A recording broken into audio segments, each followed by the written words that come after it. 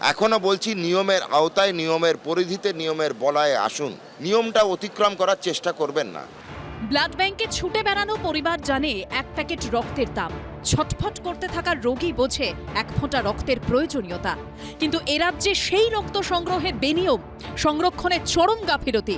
ভিন রাজ্যে অবৈধভাবে রক্ত প্লাজমা পাচারের মতো ভয়ঙ্কর অভিযোগ উঠেছিল ব্লাড ব্যাংকগুলির বিরুদ্ধে। হেলথ পয়েন্ট ব্লাড ব্যাংকের লাইসেন্স বাতিলের পর আরও বিপাকে কলকাতার 6টি ব্লাড ব্যাংক। ভিন রাজ্যে রক্ত প্লাজমা পাচার সহ একাধিক বেনিয়মের অভিযোগে এবার রাজ্য ড্রাগ কন্ট্রোলের স্ক্যানারে এলো এই ব্লাড ব্যাংকগুলি। তাদের বিরুদ্ধে শুরু হতে চলেছে তদন্ত। স্বাস্থ্য ভবন সূত্রে খবর, এই তালিকায় রয়েছে যোধপুর পার্কের Ashok blood bank, সোনারপুরের Ispat cooperative হাসপাতাল ব্লাড সেন্টার, বেলেঘাটার ওম ব্লাড সেন্টার, আলিপুরের কোঠারি মেডিকেল ব্লাড সেন্টার, হাজরার পিপলস ব্লাড ব্যাংক ও এন্টালি লাইফ কেয়ার। অবিলম্বে এই 6টি ব্লাড ব্যাংকে অভিযান চালিয়ে লাইসেন্স সংক্রান্ত বিষয়ে পদক্ষেপ নিতে ড্রাগ কন্ট্রোলকে আর্জি জানালো এসবিটিসি অর্থাৎ স্টেট ব্লাড ট্রান্সফিউশন কাউন্সিল। এই নিয়ে রাজ্য ড্রাগ কন্ট্রোলকে একটি চিঠি দিয়েছে স্টেট ব্লাড ট্রান্সফিউশন কাউন্সিল বা এসবিটিসি। সেখানে 6টি ব্লাড ব্যাংকের বিরুদ্ধে অযোগ্য ব্যক্তিকে চিকিৎসক, নার্স, টেকনিক্যাল স্টাফ সাজিয়ে রক্তদান শিবিরে নিয়ে যাওয়া, রক্ত সংগ্রহের জন্য ক্লাবের পিছনে লক্ষ লক্ষ টাকা ব্যয়, রক্তের লোভে বাড়তি ক্যাম্প, অতিরিক্ত পরিমাণে রক্ত সংগ্রহ ও স্টেট ব্লাড ট্রান্সফিউশন কাউন্সিল সংক্ষেপে এসবিটিসি কিংবা ন্যাশনাল ব্লাড ট্রান্সফিউশন কাউন্সিল এনবিটিসিকে না জানিয়ে ভিন রাজ্যের রক্ত প্লাজমা পাচার করার মতো ভয়ঙ্কর অভিযোগ তোলা হয়েছে।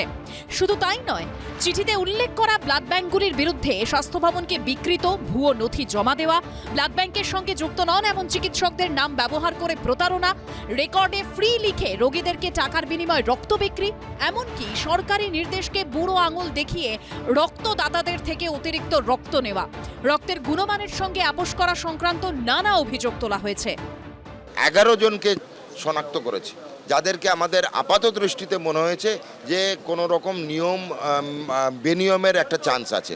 একজনকে আমরা দোষী সাব্যস্ত করেছি। গত সোমবার সরকারকে অন্ধকারে রেখে বেআইনিভাবে রক্ত পাচারের অভিযোগে লাইসেন্স বাতিল করা হয় ভবানীপুরের হেলথ পয়েন্ট ব্লাড ব্যাংকের। পরের দিন ওই একই অভিযোগে বন্ধ করে দেওয়া হয় পিপলস ব্লাড ব্যাংক।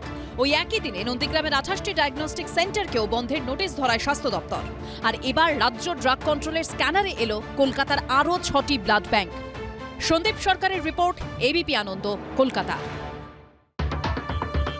কোচবিহার, পূর্ব বর্ধমান থেকে বাঁকুড়া, রাজ্যের বিভিন্ন প্রান্তে দেখা যাচ্ছে বেহাল রাস্তার এই ভয়াবহ ছবি। বাঁকুড়া ঝাড়গ্রাম 9 নম্বর রাজ্য সড়ক, জায়গায় জায়গায় স্টোন চিপস উঠে তৈরি হয়েছে বড় বড় গর্ত। 1.5 বছর আগে তৈরি হয়েছিল এই 9 নম্বর রাজ্য সড়ক। দেখতে পাওয়া যাচ্ছে যে বিভিন্ন জায়গায় বড় বড় গর্ত, জল জমে রয়েছে, খালাখন্দ অবস্থায় রয়েছে। জীবনের ঝুঁকি নিয়ে পারাপার করতে হচ্ছে নিত্যদিন। এলাকাবাসী যেটা জানাচ্ছে, অতি নিম্নমানের সামগ্রী দিয়ে তৈরি হয়েছিল এই রাস্তা। 1.5 বছর হয়ে গেল এই রাস্তাটা কিন্তু যথেষ্ট বিপজ্জনকভাবে আমাদের পারাপার করতে হয়। রাস্তাটা আমরা যাতায়াত করছি, লাস্ট 1.5 বছর আগে একবার হয়েছিল নতুন করে, তারপর থেকে কিছু না কিছু কোনো না কোনো জায়গাতে প্রবলেম লেগেই আছে।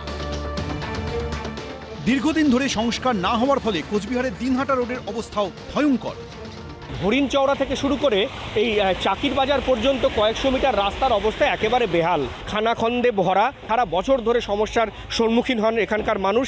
এই রোডটা একেবারে এত গাড্ডা, আমার কালকে টোটো এখানে পাল্টে হচ্ছিল।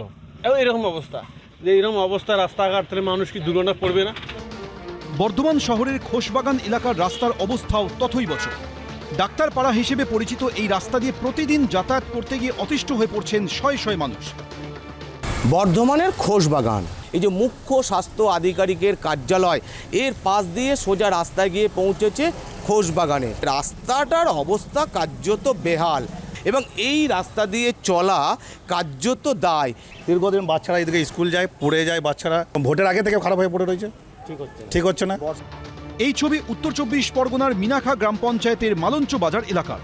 বৃষ্টি হয়েছে, দেখুন এটা মনে হচ্ছে যেন সেই আপনার এখানে ধান চাষ করা যাবে, মাছ চাষ করা যাবে, এরকম একটা সিচুয়েশন। এটা প্রায় 3 কিলোমিটার, 2.7 কিলোমিটার। এই রাস্তাটা 3 মাসও হয়নি, 3 মাসের মধ্যে এই খারাপ অবস্থা হয়ে গেছে।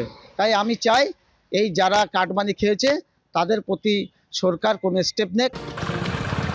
পূর্ব মেদিনীপুরের পাঁশকুড়ার জানাবার বাইপাসের রাস্তা জুড়ে শুধু গর্ত আর গর্ত।